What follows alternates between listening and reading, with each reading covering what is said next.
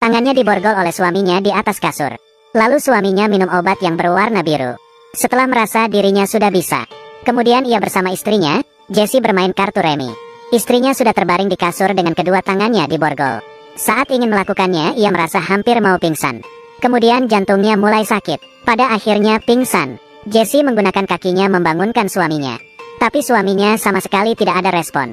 Kemudian tergulir jatuh dari ranjang. Dia mengira itu adalah akting dari suaminya. Kemudian, ia melihat darah keluar dari kepala suaminya. Suaminya mati, ia pun menjadi panik. Ia tidak bisa melepaskan tangannya dari borgol. Dan kuncinya berada di tempat yang susah dijangkau. Mereka sedang berlibur di tempat yang terpencil. Di sekitarnya tidak ada orang. Dengan begini ia terus berteriak minta tolong. Hingga sore hari, saat itu dari luar ada muncul suara. Apakah ada orang yang mendengarnya dan datang menolong? Ternyata itu adalah seekor anjing liar. Hai kamu yang di sana. Anjing ini mengeluarkan lidahnya dan tidak berbicara. Ia melihat darah yang di lantai. Jessie melihat motif anjing tersebut. Menggerakkan kedua kakinya ingin mengusirnya.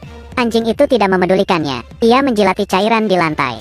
Kemudian menggigit badan suaminya. Jessie sekuat tenaga berteriak. Hal itu tetap tidak bisa mengusirnya.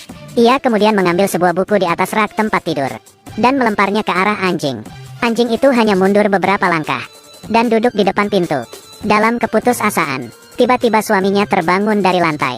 Jessie menyuruh suaminya untuk membukakan borgolnya. Saat itu ia juga melihat suaminya yang tergeletak di lantai. Ternyata ini semua hanyalah halusinasinya.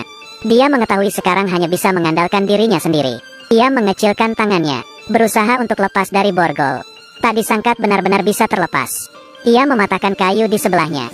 Dan akhirnya berhasil. Ia berjalan ke arah pintu dan membalikkan badan melihat kasur. Ternyata itu adalah masihlah halusinasinya. Ia melihat HP di sebelahnya. Kemudian menggunakan kedua kakinya mengambilnya. Kakinya kependekan, sehingga tidak bisa menyentuh HP itu. Bukan begitu, kamu bukannya HP iPhone. Dengan mengatakan, "Hey Siri, bantu aku menelepon polisi," bukannya sudah selesai. Disayangkan, dia tidak mendengar apa yang aku bilang. Waktu berlalu cukup lama. Dia sekarang kehausan. Tiba-tiba teringat di atas rak tempat tidurnya ada air. Ia mengarahkan tangannya ke paling atas. Kemudian perlahan-lahan meraih ke atas. Air itu perlahan-lahan bergerak. Dia hati-hati melakukan tindakannya, dan akhirnya bisa mengambil sebuah cangkir air. Saat itu, situasi yang canggung muncul. Karena keterbatasan tangannya yang diborgol, air yang jelas-jelas di tangannya tidak bisa digapai oleh mulutnya. Ia pun hanya bisa meletakkan kembali air itu. Anjing yang kelaparan ini pun mulai berani. Ia langsung berjalan ke arah suaminya. Dia harus mencari cara untuk melepaskan tangannya dari borgol. Kalau tidak cepat atau lambat, dia akan dimakan oleh anjing ini. Ia memegangi sebuah kertas harga baju. Dengan begini seharusnya sudah bisa. Ia perlahan-lahan melingkari kertas itu, menjadikannya menjadi seperti sedotan. Kemudian mengambil lagi air itu.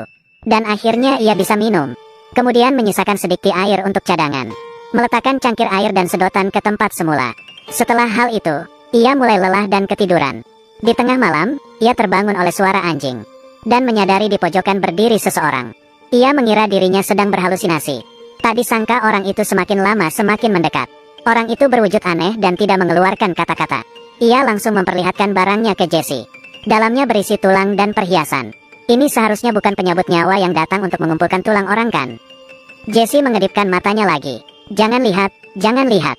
Di saat ia membuka matanya, sudah sampai di hari kedua. Anjing masih duduk di depan pintu menunggu kesempatan. Saat itu Jessie merasa sangat kesakitan. Ia sepanjang malam terikat dengan borgol, sehingga tangannya membiru. Dia tidak berhentinya menggerakkan kakinya, agar darah bisa mengalir ke tangannya.